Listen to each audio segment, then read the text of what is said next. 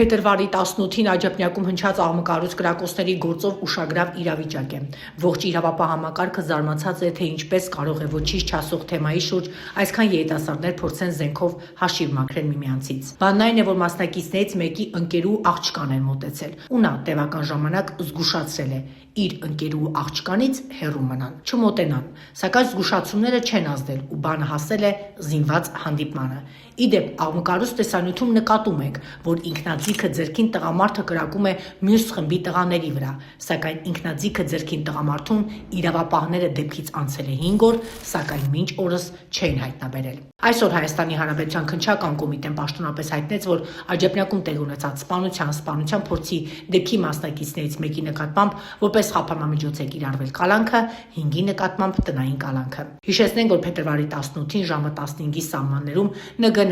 112 օպերատիվ կառավարման կենտրոն ահազանգ էր ստացվել, որ Երևանի Աջափնյակ վարչական շրջանի բակերից մեկում վիճաբանություն է եւ որ կրակոցի ձայներ են լսվել։ Դեպքի վայր մեկնած ՆԳՆ ոստիկանության եւ ՔԿ ծառայողները պարզել են, ԲԿ-ներ են տեղափոխվել դանակարված եւ հնազենային վնասվածքներով անձինք։ Նրանցից մեկը 45-ամյա Արսեն Վարդանյանը հիվանդանոցում մահացել էր։ Նախաքննությունը շարունակվում է։